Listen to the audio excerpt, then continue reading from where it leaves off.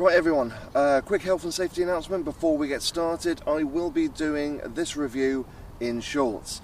Yep, it's the UK, it's summer, it's been touching 30 degrees and I'm not strong enough to wear jeans. So now that we got that out of the way, let's crack on with the review.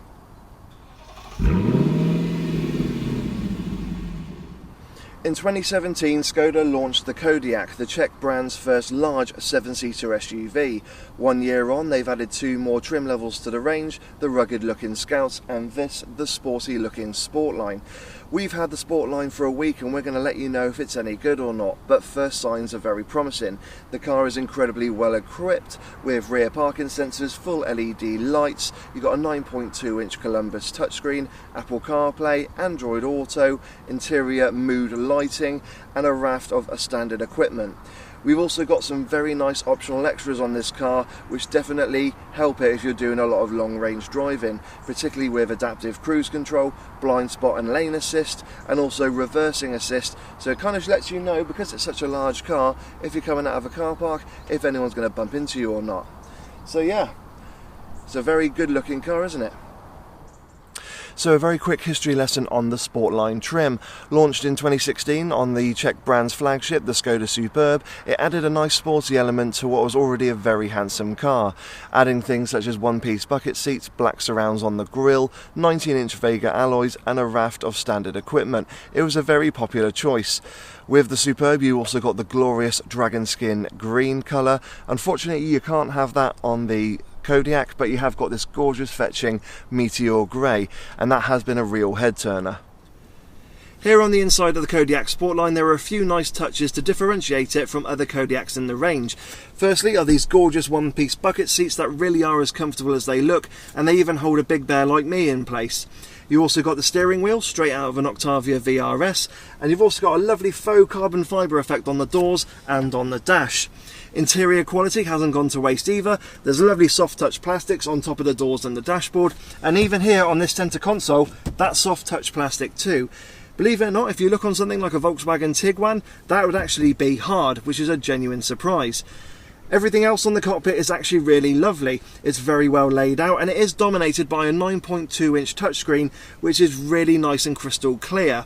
However, the screen is prone to smudging from dirty and horrible fingers, and I will say, with all the home buttons being on the left hand side, if I sit up straight it is quite difficult to reach, curse my small arms. However, you also get a lot of the simply clever functions that Skoda do incredibly well, like a lovely little ticket holder in the windscreen. You also get this wonderful cup holder effect which has little nodules at the bottom, which means you can put a bottle in and unscrew it and it won't move in place. Of course that'd be your passenger doing it, not the driver, because you can't drink whilst you're driving. But it is just a really general nice place to be. It's incredibly comfortable and very well made.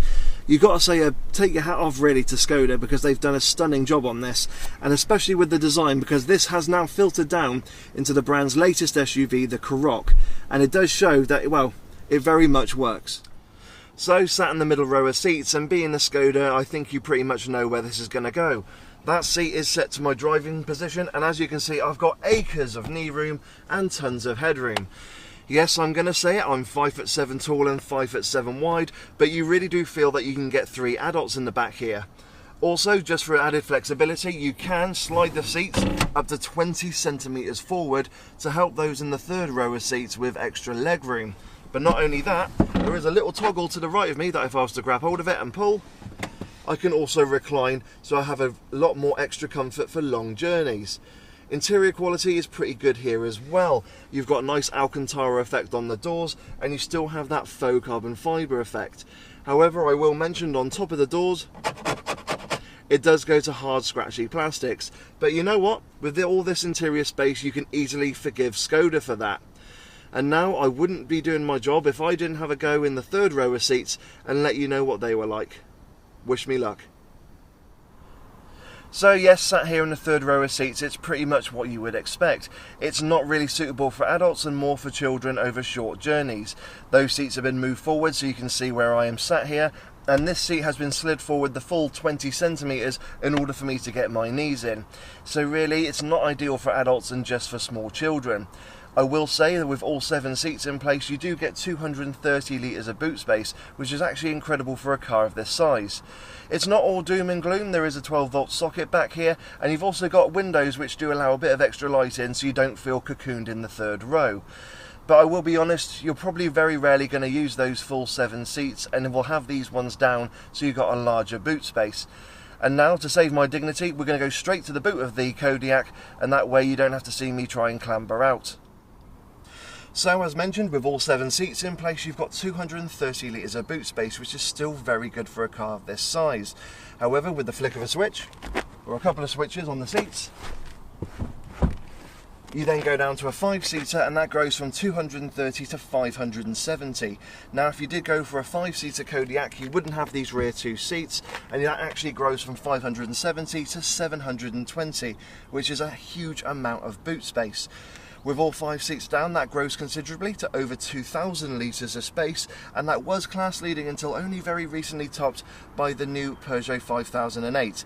But still, Škoda were the first ones to do it, and that is incredible of a car of this size, beating even the likes of the Land Rover Discovery Sport. And even when you've got it as a 5-seater, you can have a tonneau cover, and even have a space for it under the floor. So Škoda have really thought this through.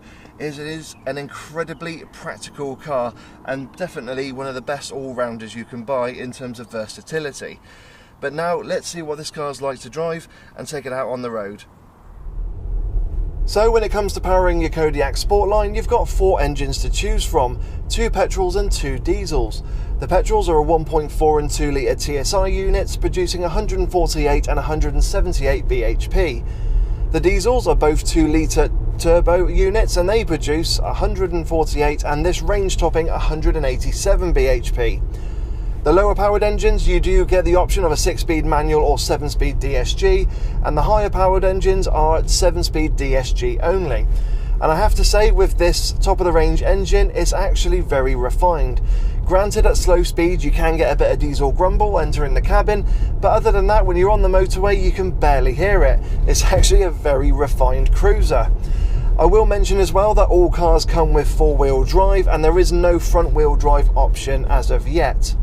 So when it comes to ride quality in the Kodiaq Sportline, I don't think you're going to be too surprised when I say that with those 20-inch alloy wheels, the ride comfort is somewhat compromised. Don't get me wrong, it's actually a very comfortable car, particularly on the motorway, but if you're on any kind of B road or a poor quality road, it does highlight any bumps or imperfections, particularly into the cabin through those larger alloys. But for the most part, it's still actually pretty comfortable. You can live with it day to day. I do question, however, why the Sportline does come with 4-wheel drive as standard.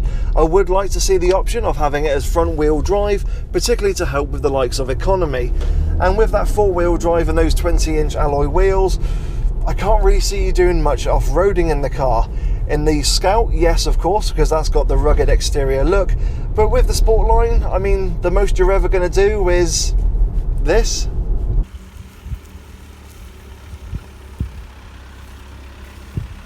That's right, a little bit of extreme car booting on wet grass or a bit of gravel in a field somewhere, you know. Nothing kind of outright and outrageous. And if you are doing a lot of off-roading, you're probably going to look at something like the Land Rover Discovery Sport anyway. So driving the Kodiaq Sportline has been a real nice surprise. Yes, it's a large 7-seater SUV, but the steering is nicely weighted, so it's not too heavy that it wrenches your shoulders out when parking, nor is it too light and vague that when you're driving at speed you don't know what the front wheels are doing. It truly is the perfect all-rounder, and if you have got a large family, then those 7 seats are definitely going to help. However, I would love to see the option of 5 seats for those who haven't got families and perhaps just wanted a little bit of added practicality. When Škoda brought out the Kodiaq, it was going up against accomplished rivals such as the Kia Sorento, the Hyundai Santa Fe, the Peugeot 5008 and even the Land Rover Discovery Sport. And Škoda really did throw the cat amongst the pigeons with the Kodiaq, as it pretty much went to the top of the class as being the perfect all-rounder.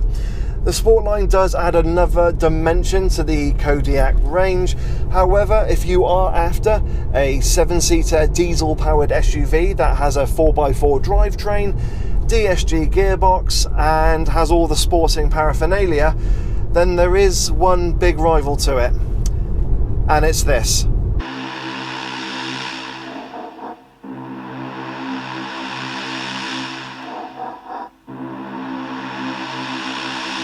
Oh yes, Skoda have announced that there is going to be a Kodiaq SUV powered by a 2-litre bi-turbo diesel engine producing 240 brake horsepower. As you saw in that clip there, it has lapped the Nürburgring, piloted by legendary race driver and role model Sabine Schmidt, and has claimed the record for the fastest stock 7-seater car around the green hell. So it does pose the question of, where does that leave the Sportline, considering the VRS is on its way? Well, the Sportline has got a huge amount of appeal to it, and there are a couple of things that Skoda can do to make sure it kind of keeps that appeal going, especially as the VRS is on its way. Firstly, Skoda need to offer the Sportline with 2-wheel drive, or front-wheel drive should I say. I mean, if I want one, I'm never going to take it off-road, and to be fair, it will handle absolutely fine in most weather conditions anyway. Plus, with that bit of extra weight gone from the car, it does mean it will boost its MPG, which is going to help a lot of people, especially those who do longer mileages. And secondly, offer the Kodiaq Sportline and even the Scout as well with 5 seats. Again, this will help and appeal to those whose kids perhaps have fled the nest, or they just want that extra practicality in that 720-litre boot, which the Kodiaq is renowned for. And let's be honest, when it comes to practicality, Skoda pretty much at top of the table compared to most other brands out there. So what's my final thoughts on the Skoda Kodiaq Sportline? Well, I definitely get its appeal, particularly in this meteor grey paint scheme where it has turned heads wherever I've gone.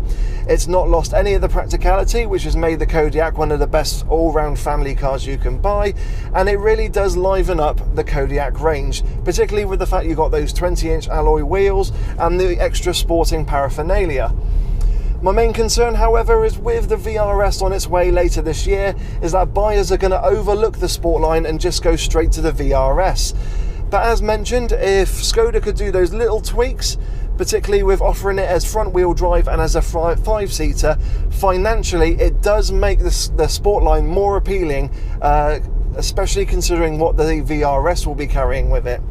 But all in all, this is actually a really lovely car, and if you like this superb hatchback, you want something that stands out, well, it's a definite great addition to the Kodiaq family, and I don't think you'll be disappointed. Hey everybody, I hope you've enjoyed our review of the Skoda Kodiaq Sportline. As always, please hit that like button and don't forget to subscribe. Hit the little bell icon for the notification so it will let you know when we've brought out a new video. As always, we are on Facebook, Instagram and Twitter, so please don't forget to follow us. And yeah, please put any comments you want in the comments section below, any questions, and we'll try and answer them. But in the meantime, guys, have yourselves a great one, and we'll see you all in the next video. Take care, bye-bye.